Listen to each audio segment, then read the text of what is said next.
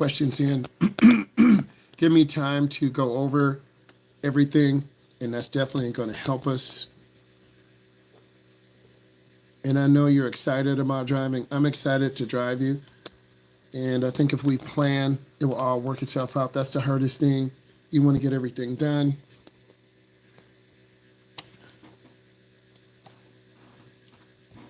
All right, when planning for a turn in heavy traffic, you should prepare to get in the proper lane about 2 to 3 blocks before. Signal your intention, get over early, take your time and look. I think a lot of beginners try to force the car in or they wait too long. I've seen both. Some students and adults get in too early and then they panic. Some get in too late. It's better to get in, I think, a little bit early and have your blinker on a little extra longer instead of getting in too late. People aren't patient. Number two, when backing a vehicle, you should clearly see the direction your vehicle is moving. The best way to do this is by turning your head and shoulders and looking backwards. This is true. Even though you guys have backup cameras, you still need to look. You could rear end a car across from you, hit a kid, hit a car. Take your time, back up slow. We'll do a lot of backing maneuvers, and I think that's really important that we work on our backup maneuvering and really focus on good maneuverability. I think that's really important for all of us to just take our time. And I think when I have classes that are really excited, we want to keep your adrenaline moving toward a positive situation instead of negative, meaning that everyone is going to be fed, everyone's going to eat good, everyone's going to drive good. Before moving in reverse, you should always check. Thank you. I'm so blessed that they help you. You should, before moving in reverse, you should always check to see the area behind you. Number four, when entering traffic from a parking spot, you should wait for a large enough gap. And this is true. A lot of beginners will pull out in front. You'll scare your parent. You'll scare me. And then we look at you like you're crazy. I'm just telling you the truth. But your parents won't drive you. And then if you, I want to see you in 3 months. Your goal is to come back to get into segment 2 in 3 months. And as I said, a lot of you won't do this.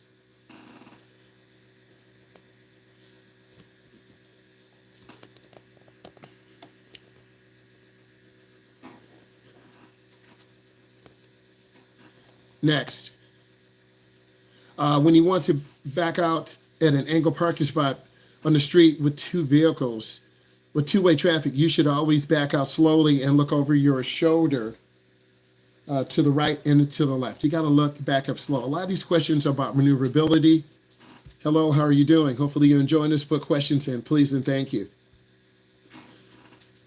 Next, searching for specific driving-related clues is different. You drive in downtown Detroit, downtown Houston, Texas, downtown Los Angeles, California, in your sub. Every area is different. And once you realize there are different unique things, downtown Chicago, you're going to have different places to go. And you're going to realize, man, it's really dangerous. And you'll figure that out as time goes along. The process of searching critical areas of traffic environments in a regular sequence is an orderly search pattern. Left, middle, right, always search, always look around.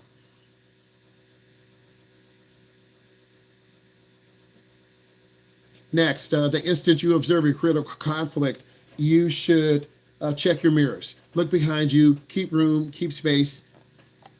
To aim high in steering means you should at least have 12 to 15 seconds. You want to have space. You want to see the car cutting over. You want to see the truck moving over. You want to be able to see different things.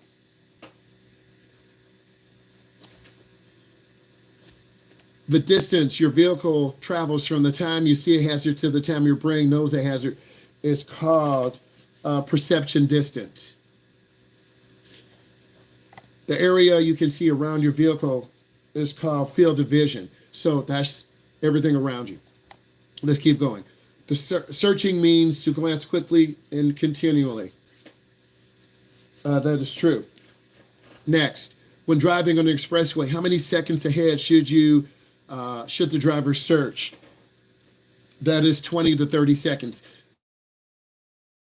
1 too short, 10 to 12 is too short, 20 to 30. When driving in the city, you should always check signals at least 1 block ahead. To steer straight forward and look forward far ahead toward the center of your intended path of travel, that is true. You always want to look. Is there debris on the ground? Is there an accident?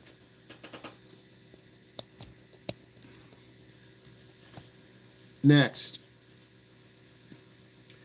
if you must stop at an intersection here just before the intersection, where should you cross the railroad tracks? You should stop before the railroad crossings. You never want to get stuck on the railroad crossings. That's a dangerous situation. Next, when preparing to make a 3-point turnaround, you should pull to the right and stop. When preparing to make a right turn, besides signaling 3 or 4 seconds in advance, you tap your brake lights, flash them a couple times to let people know what you're doing. When you predict where the path may cross another vehicle, you're predicting the point of, and it's called the point of conflict. When you're going to hit something. So you might want to reduce your speed, go left, go right. Next.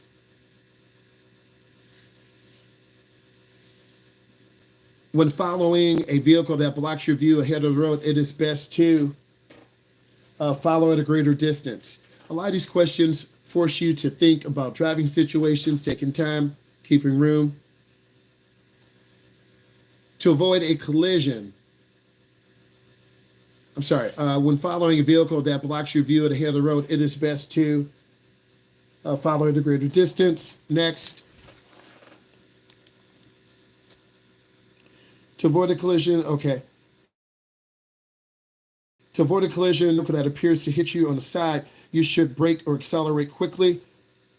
True or false? It is false. You want to brake or accelerate quickly. 24. When a vehicle hits a fixed object like a tree, the most important factor in determining how hard it hits the tree is the speed. So you want to reduce your speed. If you must leave the roadway at a high rate of speed, no open space is available, you should steer for something soft. Never hear anything hard. 26, you need to identify hazard further ahead when driving at faster speeds because you reach hazards at a much quicker speed. So the faster you go, the faster you reach hazards. Number 26, you need to identify hazards further ahead by driving faster, further speeds because you need to react to the hazard quickly. 27, the best way to keep from getting a driving situation is to constantly search. Next, the key factor when driving in the city is to plan you to concentrate on seeing everything in your traffic scene. I know I'll put a couple of questions in. Let's keep going. Put a couple of questions in, please, and thank you. I'm gonna go to 60. I'm carrying the weight, and then you're gonna do the rest. Put a couple questions in, please, and thank you about this. Not about test questions, not about AI, about this. A lot of this information forces you to drive slower, keep space, react, because you don't know what a car will do, a kid will do. Lights are pretty predictable. Signs are always predictable. A stop is a stop. A yield is a yield. But sometimes traffic lights may malfunction.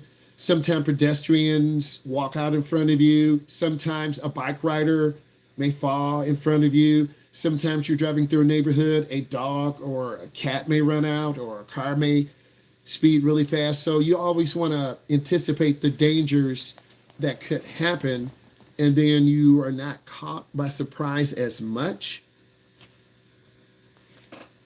How you guys doing? Put comments in, put questions. This is the Q&A. Ask your questions. Okay, I'm gonna go to the chat and look what you put in.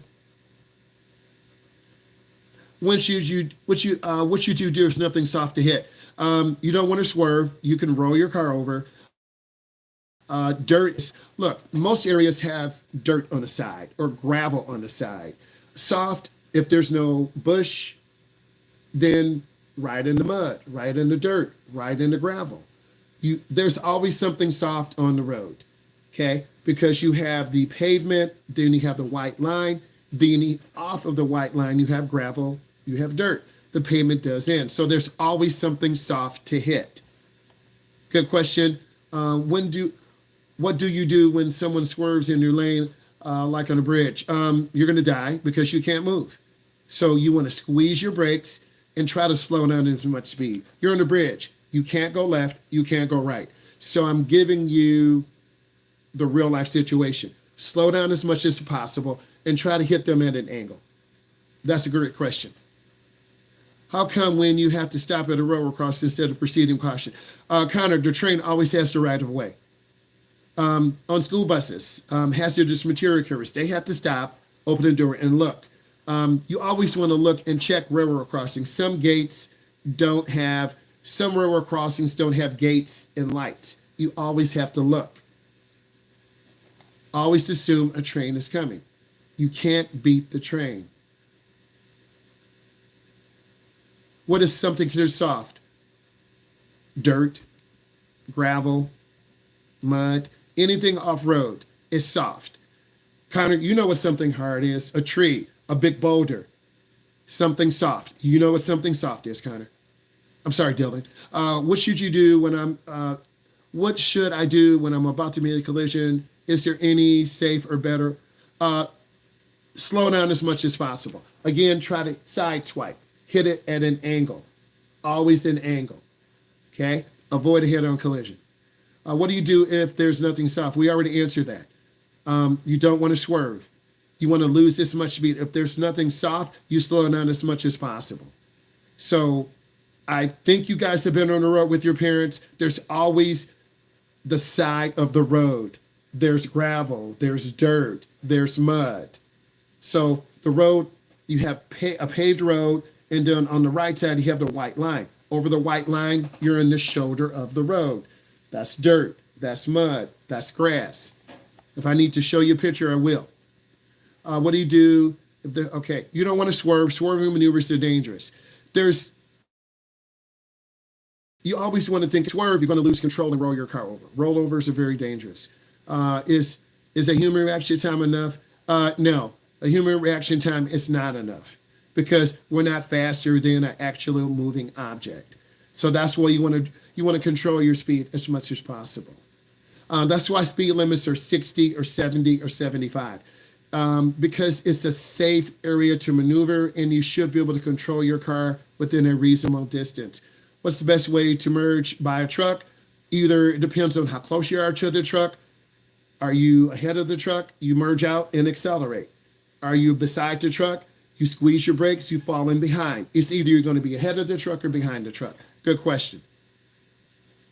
If you don't keep space when you stop, what happens? You crash. I'm being really simple. You have to remember to have a space cushion. That's going to save you in case you slide. That's going to save you in case the person panic stops. This is why when cars drive, they have space between them. And I'm saying this to you in a very pure way. When we learn to drive, we're going to learn to have good speed and good space. What's the difference between yielding and stopping? Yield means you slow down. Stop means you come to a complete stop for 3 seconds. Minimum 3 seconds. Good question. If you miss class, I'll see you next month. That's all. Let's see you next month. The company is aware you have to have 24 hours of class, 6 drives, 4 hours of observation. You all are busy. I am the facilitator of this class. So you miss days,